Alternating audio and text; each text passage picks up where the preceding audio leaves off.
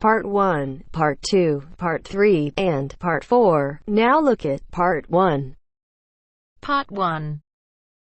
You are going to hear a travel agent discussing a holiday booking with two customers.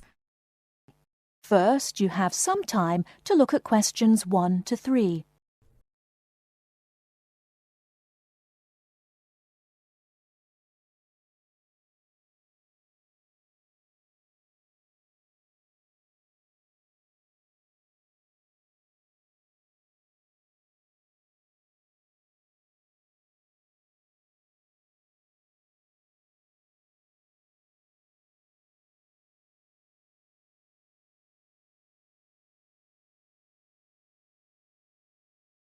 Now we shall begin. You should answer the questions as you listen, because you will not hear the recording a second time. Listen carefully and answer questions 1 to 3. Good morning. Can I help you? Yes, good morning. We'd like to book a holiday for July, please. Certainly. Where did you have in mind? Oh, well, we haven't thought a lot about it, really. We'd just like to go somewhere hot, and it must be in July. I see.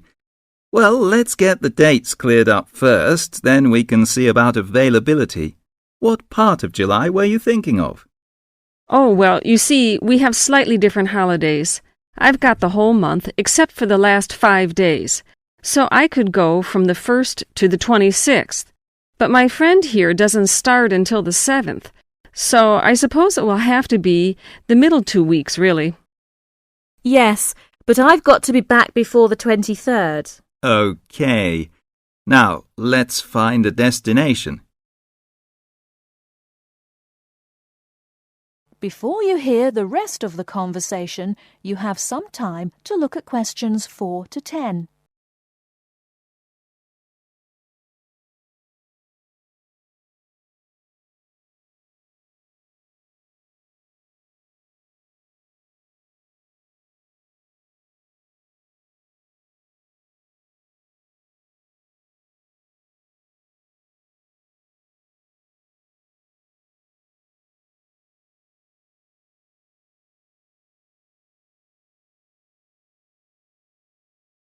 Now listen and answer questions 4 to 10. Any preferences? France? Italy? Oh, not France. We went there last year and it was absolutely packed with teenagers, making noise and getting drunk all the time. Yes, it was terrible. We definitely want somewhere quieter this year. Well, of course, it depends more on the resort rather than the country. There are resorts in every country which cater for the family or the slightly older person. They're usually a shade more expensive, though, as you might expect.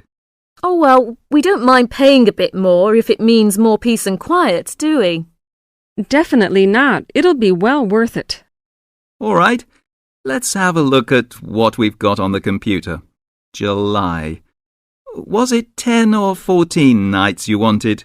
Oh, the fortnight, please. Right. Well, let's start with Italy. We've got 14 nights bed and breakfast in Sorrento for £345 from Manchester on the 14th. Or we've got... No, wait a minute. That's no good for me. We wouldn't get back till the 28th, and I've got to be back at work before that. Ah, yes. How about Sweden? 2 weeks, half board? How much would that be? That would be £540 from Manchester again. Well, 540... that seems too much. Well, madam, there's a surcharge for the airport and it has a 5-star hotel. Oh, well, it's a bit over our budget, really. All right. Let's try somewhere else. How about Portugal? Oh, that sounds great. We've never been there before, have we? Let's see now. We've got 14 nights in Albufeira, half board, from Gatwick, for £385. Albufeira? Oh, wait a minute. Did you say the flight was from London? That's right, from Gatwick. Oh, well, we'd prefer a flight from the north somewhere, Manchester perhaps, or even Glasgow. That is the end of part 1. You now have half a minute to check your answers.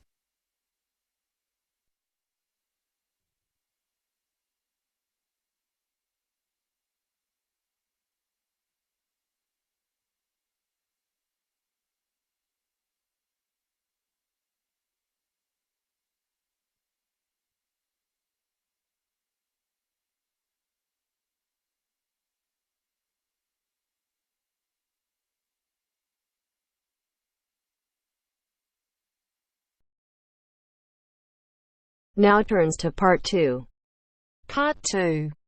Matthew East, a registered osteopath and a supporter of alternative techniques in healthcare.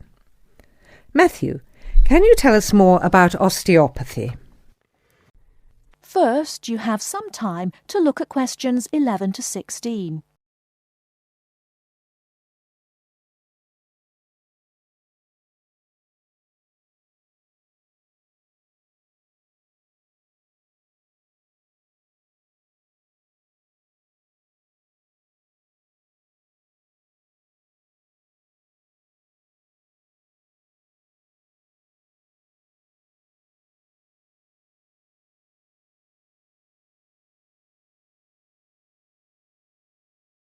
Now, listen carefully and answer questions 11 to 16.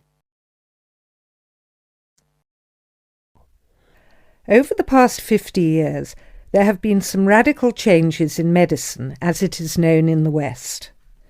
This is largely the result of vast improvements in technology, but also in the rising importance of alternative treatments. I have with me today Matthew East, a registered osteopath and a supporter of alternative techniques in healthcare. Matthew, can you tell us more about osteopathy? Well, perhaps the first thing I should say is that the term alternative is actually a little misleading, as I am referring to approaches and attitudes to health that were in common use long before Western medicine was established. I prefer the term natural.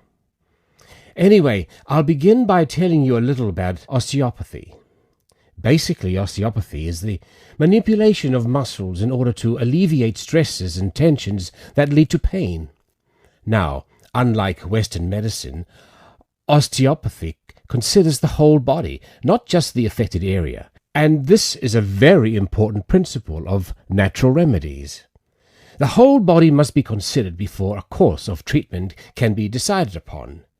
You see, the aim of therapies like osteopathy is not only to repair the body, but also to get the body treating itself. And this does not come from treating the symptoms. To give an example, I recently treated a 2-month-old baby who was screaming all day and was even worse at night. The couple had taken the baby to their doctor, but the only advice they were given was that the baby would grow out of it. However, the real problem stemmed from a difficult birth, which put pressure on the baby's neck. After 10 minutes of gentle manipulation, the pressure was released, and within 20 minutes the baby was quiet and calm for the first time. This was achieved without drugs or operations. Avoiding such invasive methods of treatment highlights another of the differences between Western medicine and a more natural approach. You see, Western medicine often uses surgery in order to find a solution to problems that could have been addressed with simple remedies. A medical approach that looks closely at how essential an operation is before it is performed would offer patients a considerably less stressful method of treatment, not to mention the financial savings. Natural remedies actually amount to about 10% of the cost of a Western course of treatment.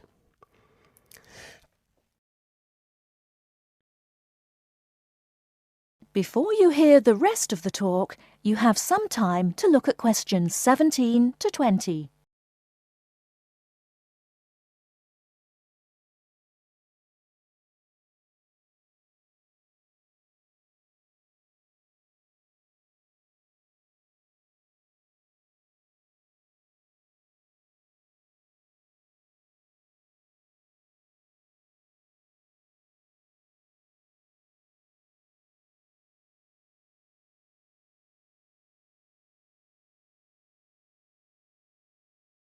Now listen and answer questions 17 to 20.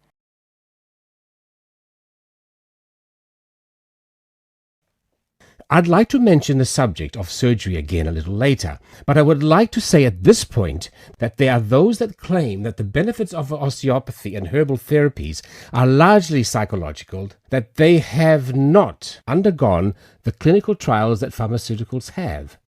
To answer that, you only need to look at the example I gave earlier of the baby that stopped crying less than an hour after treatment, but was obviously far too young to react because of purely psychological factors.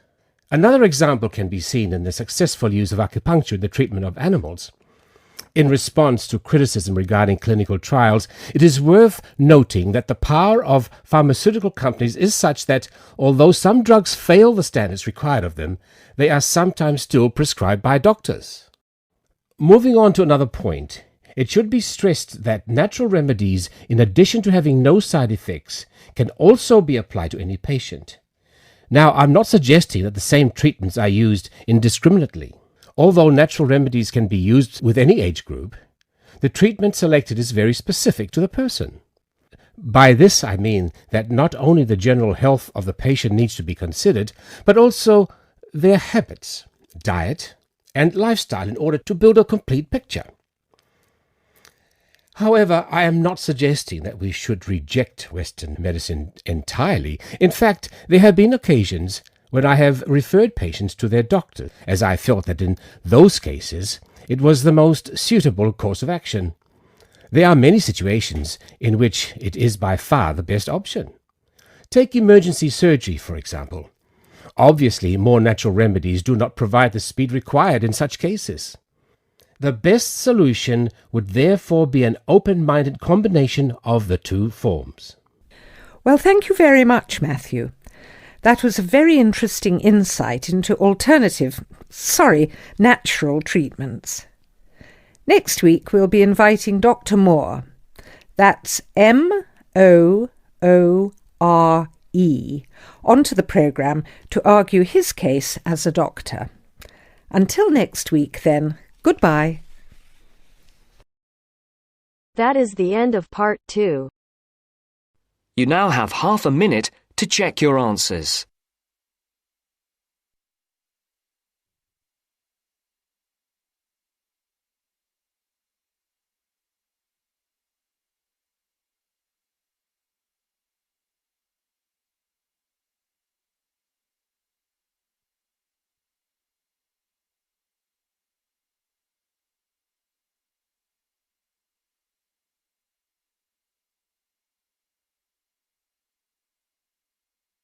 Now turns to part 3. Part 3. You will hear two business studies students discussing a presentation they'll do on an article on working effectively in groups. First, you have some time to look at questions 21 to 26.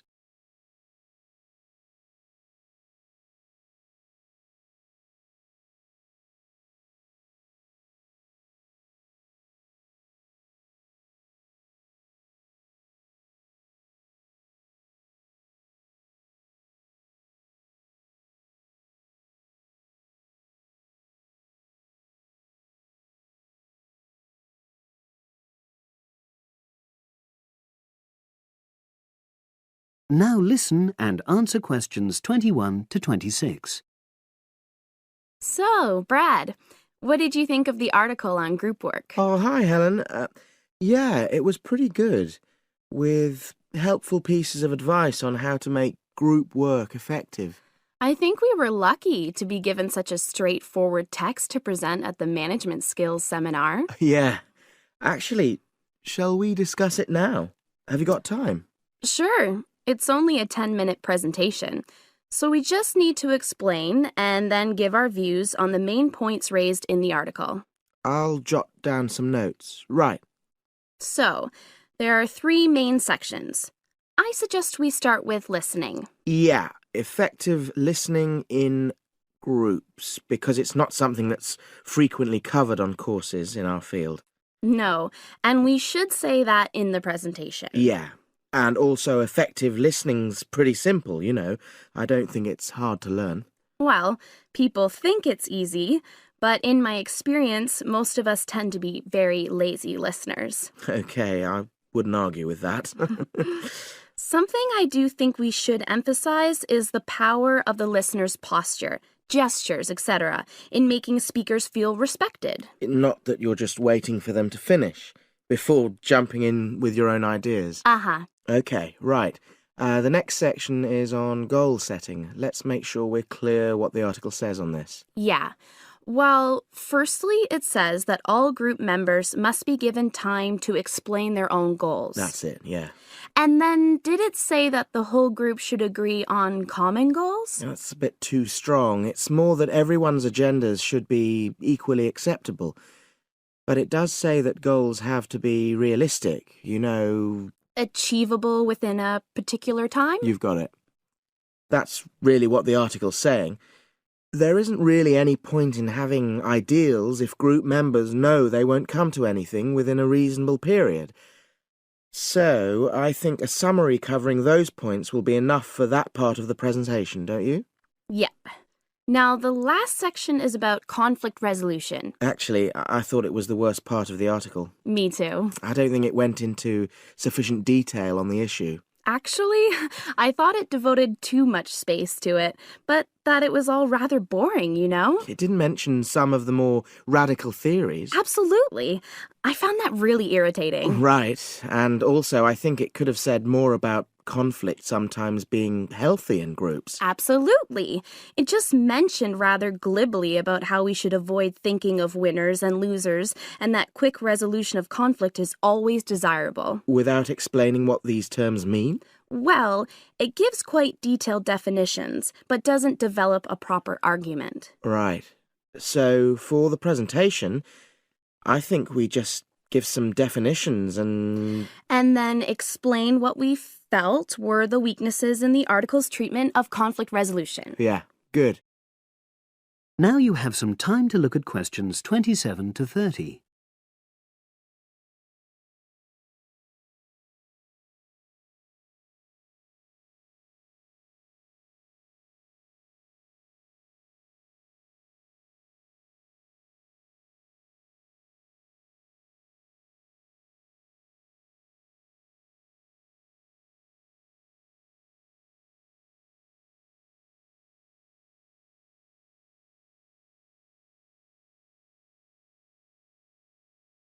Now listen and answer questions 27 to 30.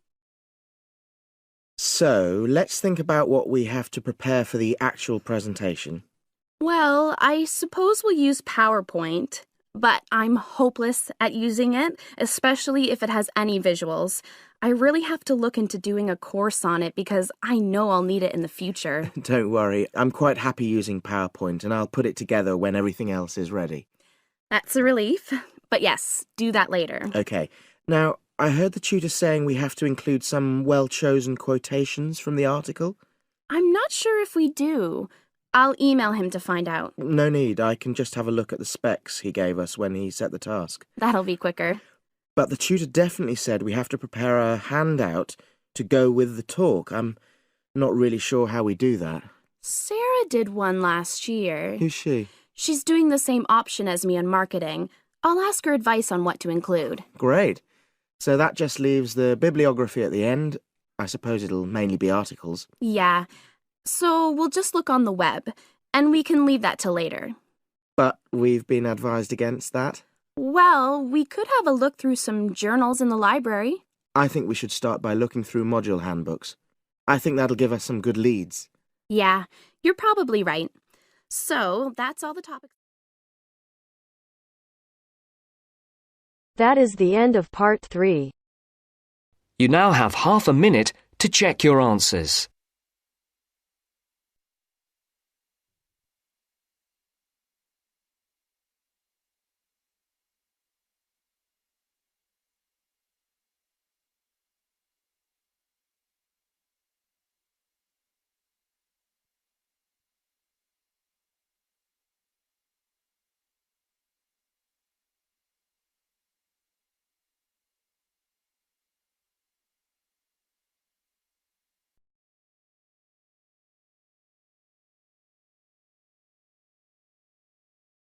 Now turns to Part 4. Part 4. Listen to the last part of the lecture. As you listen, complete the notes below. First, you have some time to look at questions 31 to 40.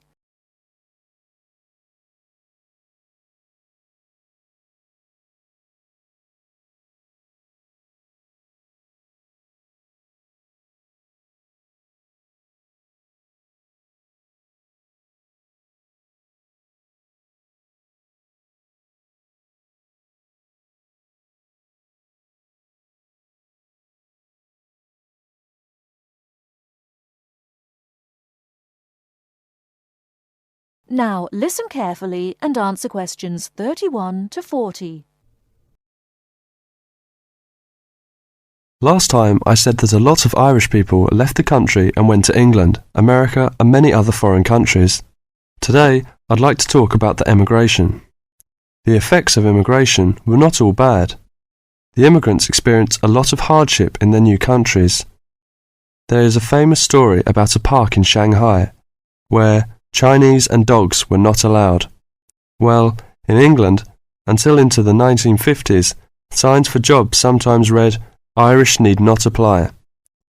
The immigrants often experienced discrimination, but they formed many organisations to look after their fellow immigrants. Many of these organisations later became very important.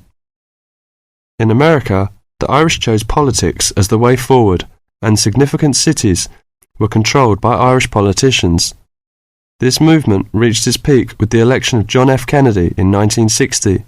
His grandparents came from Ireland, and his election had a significant impact in Ireland, helping the process of recovery of self-confidence which we have today.